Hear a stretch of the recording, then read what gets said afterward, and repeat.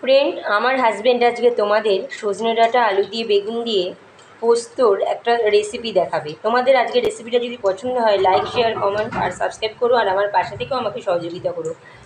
দেখো ফ্রেন্ড, কড়াইতে তেল দিয়ে দিয়েছে। এবার তেলটা গরম হয়ে গেছে, এর মধ্যে কালো জিরে ফোড়ন দিয়ে দিচ্ছে। দেখো ফ্রেন্ড, এই কালো জিরেটা হালকা করে ভেজে নিয়ে এর মধ্যে সজনে ডাঁটা, বেগুন, আলু সব কিছু দিয়ে দিল তেলের মধ্যে।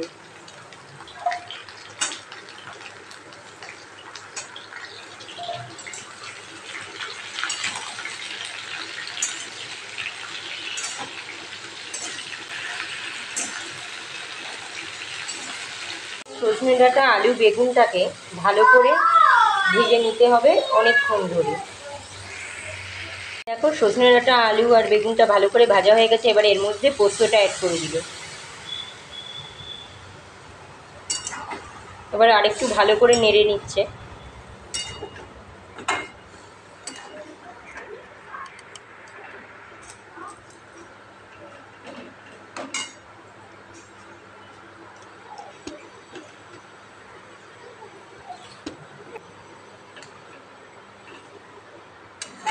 এর মধ্যে পরিমাণ মতো জল অ্যাড করে দিল।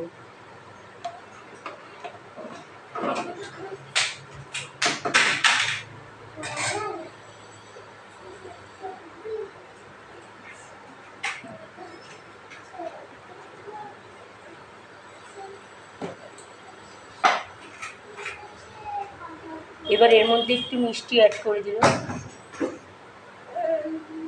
দেখো ঝোলটা ফুটতে আরম্ভ করে দিয়েছে।